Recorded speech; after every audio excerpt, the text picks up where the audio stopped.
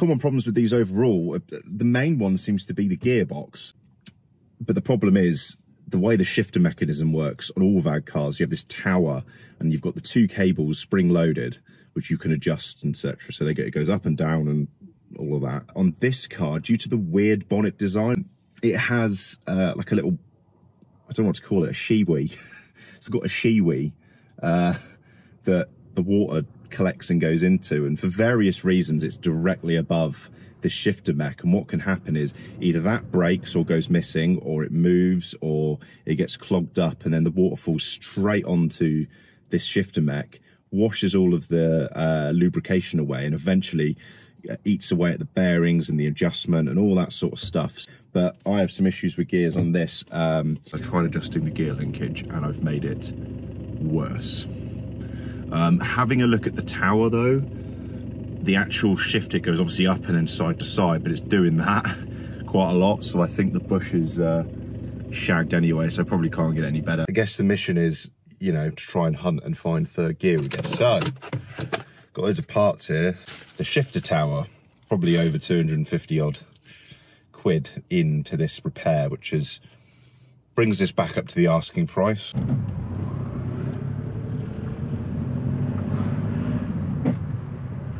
It still crunches when it's cold, which says to me we haven't solved the issue entirely. I'm driving from my house near Oxford to Yeovil on the way to get this gearbox. It only cost 70 quid for this JDD gearbox. So 8.5 hours, including the tidy up, and the pressure plate's in. I did find that bolt. Gearbox has had everything swapped over to it, so it's just putting it in. So yeah, join me next time and see if me and Dan can finish this off and if it all works. Right, day 2 or 3 of gearbox. Reinforcements have arrived. Reinforcements have arrived because I'm too puny to lift the gearbox on my own. And also he's just destroying what's left of the wishbone on that side for me. And getting the bits out that you couldn't, mate. Getting the bits out I couldn't, yeah. Oh, Jesus. Did it work? Yep. Nice. Straight in. Straight in. Doing some hammering there. I've got to take this out because I definitely put this on wrong, but it was dark and raining and I just wanted to get rid of it. I'll just let him smack with his hammer. He's trying to get a wishbone off. I just thought it'd be easier just to replace it, you know. I just change it. I just put the bolts back in, have it back on. That's the easy solution. I've got a new wishbone now though, mate. Yeah, I know. It's all shiny and new. Yeah. It's good quality. I think it's first line or something. Oh, at least it's not the last line. No, exactly. How you doing, Dan? Not so bad, mate. Not so bad. Just chilling. Is that the torque wrench we got there, yeah? Yeah. It's a torque wrench, so it'll be all right. It's not got too much leverage, so you can't provide a great deal of torque with it. But they're only 20 newton meters, those bolts, apparently. Yeah. I wish I brought my sockets that would have worked. The ones that I specifically wanted you to come to bring for me? Yeah. Yeah. Those ones, that would have been good, wouldn't it? I was too excited trying to start the Fiat. Oh, yeah. How? That's still cutting out on you? No, it's sorted now. I rebuilt the carb last week. Oh, yeah. This would have been so much easier with an impact driver. Yeah, this is what I was doing in the dark and the rain. Oh, no wonder you went inside. Yeah, no wonder I just wazzed it on, fucked off inside without aligning it or any of that. I was like, fuck this, that's a job for Dan to do. That's rubbish. Yeah. I can't believe how much oil's on the drive. Yeah, don't worry about that. I'm sure we'll fix that. It's to the point now where when I do an oil change, I don't even know why I bother putting a bucket under it. I should go straight over the drive. You should just take one of the stones out and have like a sump drain. Yeah, sump drain hole. Just align it with a funnel or something, yeah. Right, new gearbox is sort of placed with intent under there. Got 2 of us to help try and lift the bloody thing in. It's not going to be easy. Worst bit, actually, that you can see the output flange there. The bell housing overlaps. You sort of have to hook it round. It's a bitch to get off. I don't think it's going to be any more fun to get back on. But once it's bolted up, bolt the engine mount up, and hopefully we'll I can can just leave it there, most of it. Strap or something holding it there. I know. We need a strap and a bit of wood to go across the tops of the wings or whatever.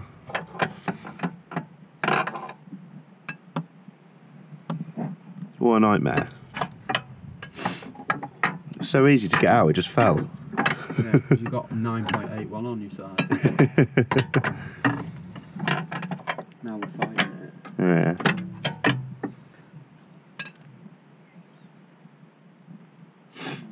I still think it needs to go further back if we can make it go further back. Yeah, I know, but in order to do that, we need to Fucking do a bit of... this somehow.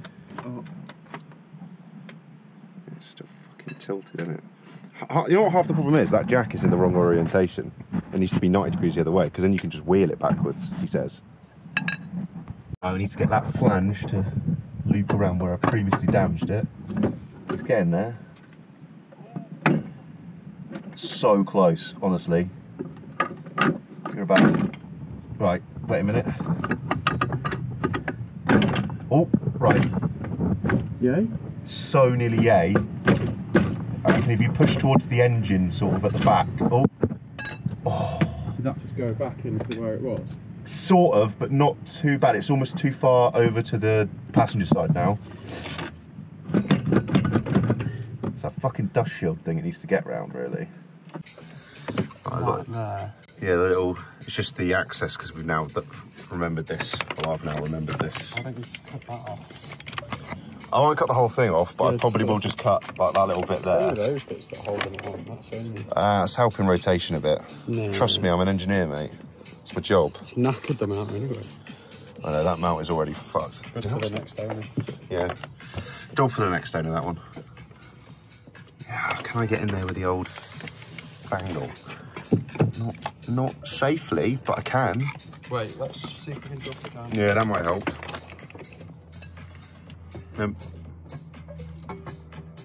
This poor engine mount on this side's had some abuse the last few days.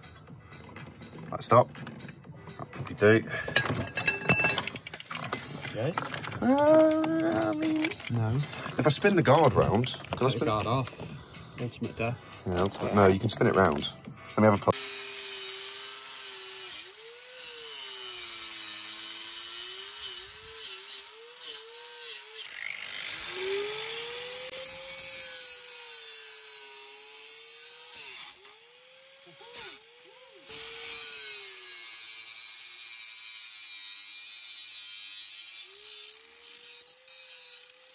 Just a quick Pit stop. Pit stop.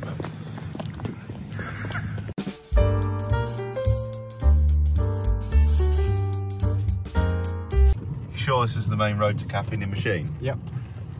Right. No, we found a cheeky diversion. Oh, is it diverted? Is there a bit of roadworks Yeah, going on? It's that time of year, isn't it? There will be fucking roadworks. You're going to get wet. No, I'll be right. It's not that deep. It's not that deep. What, you're flooring it? Yeah.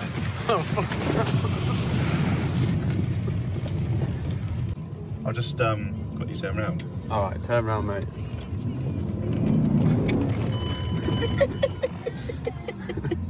Such a child.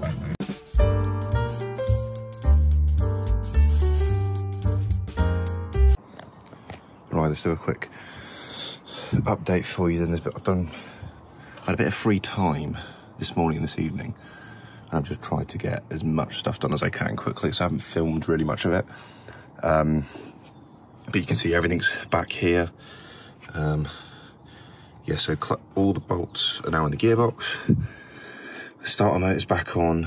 The what else I forgot? The clutch slave is on, bolted up. I've refitted all these lines best I remember.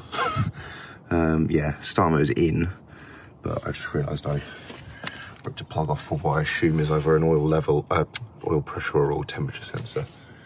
But luckily it's got a little bit of meat on there, so I can reattach that. That's just there for storage, it's not going to be there. So yeah, new drop link, import on that. I might have to get rid of it though soon, I'll tell you why. Yeah, drive shafts all in, torqued up. I dropped the oil out of the gearbox, and this gearbox had really clean oil, which either means it's a good gearbox or someone's recently changed it. which could be, you could say every way, but I think it's actually a good gearbox. But I put brand new, genuine, couple of litres in there. Yeah, so what am I waiting on? Well, mostly I'm waiting on the EGR and the ECU coming back, which should come back within the week. Whether I'll have time to bang them both in this week, I don't actually know. I've got the week after off work though, so I'm kind of hoping I can get a lot done then. You think this, oh yeah, I've just bolted the dishwasher in back up. Because I just couldn't get out there and I don't really have the time. I've also bought a new hub for the other side and I'm going to sort this out. So I'm going to do a different day for all the suspension stuff. But I just want to get it running so I can commute without serious expense. Because it's getting pricey. But one thing I noticed about this car is how much dirt is just everywhere. Like, look at that. That is just a plonk of dirt. The subframe is full of dirt, just full. Very strange. What's the other thing? Oh yeah, I'm still waiting on this bloody service kit. I think it tried to get delivered on Friday and it would now come Monday, but good reason not to use Autodoc ever again, and I won't. I actually started using another company called Parts in Motion, and they're so much better and similar prices. So yeah, UK based. Yeah, better. Yeah, so I think for tonight I'm gonna quickly reattach that plug and tidy up some of the stuff in here, make sure I've got the last few nuts on and things like that before the sun goes down. Hooray! Right, so I've quickly thrown the ECU in there. That came today. I did do an adjustment on this and it was shit, but I just realised that the low engine mount isn't in, so let's have a look at that.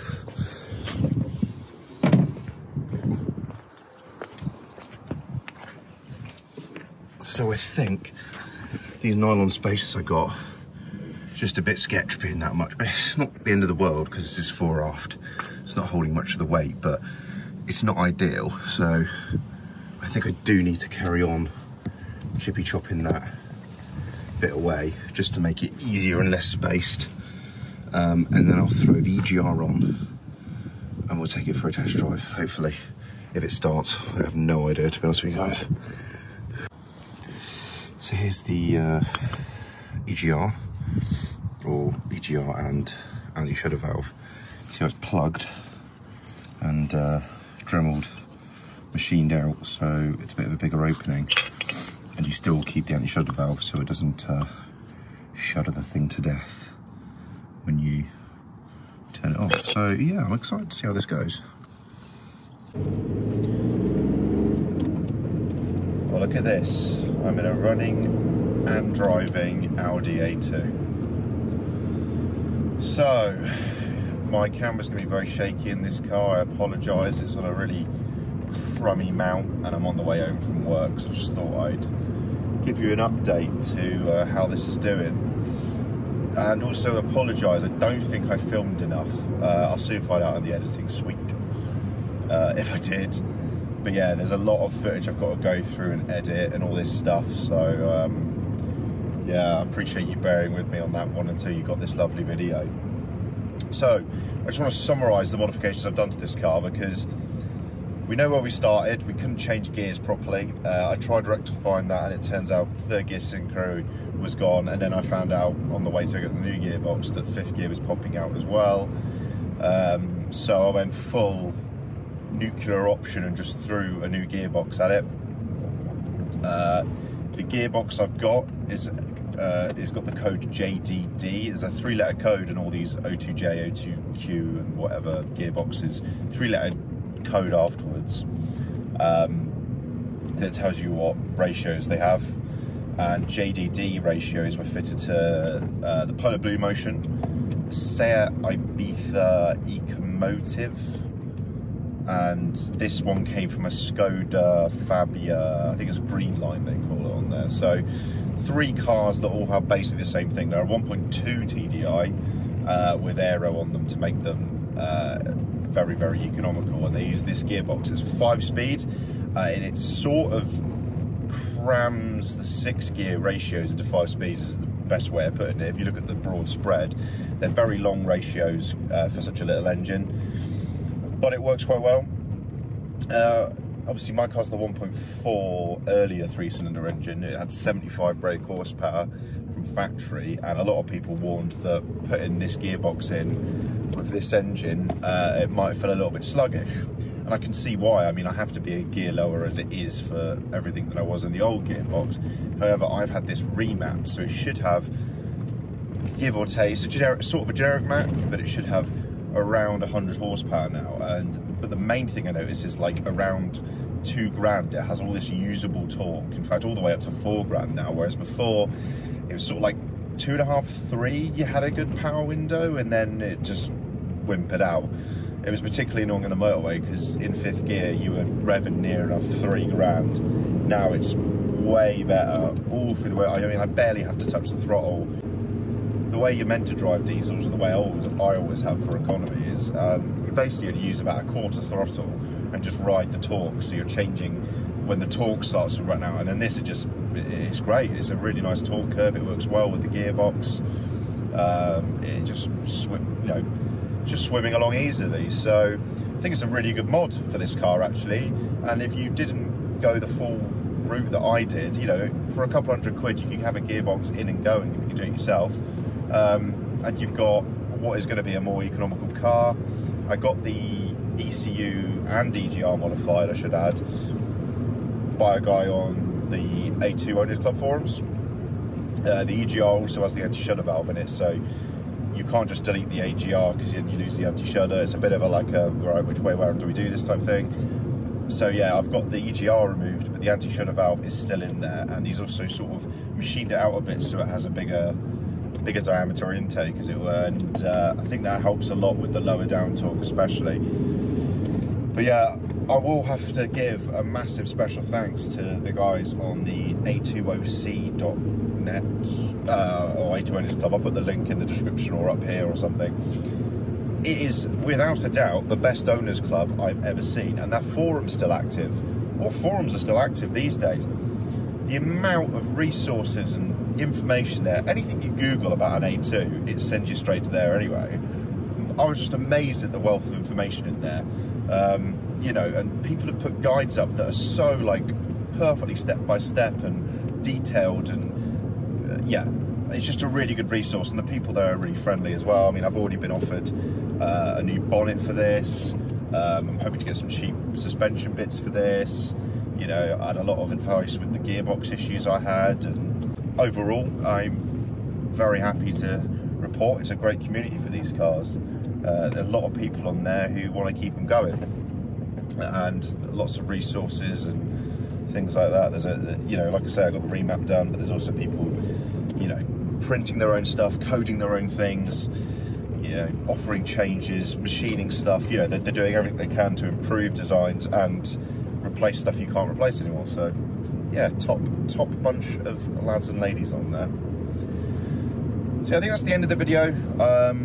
I'm glad to say it's working pretty well and no major complaints at all. It's changing gears nicely, it's pulling well, it's going to keep being an economical little trip for me, which is going to be my little eco runner, as I'm now commuting 5 days a week. It was costing at least a tank of fuel in the Ranger a week, and that's a good 160 odd pounds. So as you can imagine, this thing, it will probably do 2 weeks on the tank, about 60 quid. It's a considerable difference. But yeah, thank you very much for watching. Thank you for liking, subscribing, commenting. I'm sorry that my videos aren't being very frequent at the moment. Big jobs happening, not a lot of time to do them and film and do work. But yeah, thanks again for watching. Please like and subscribe.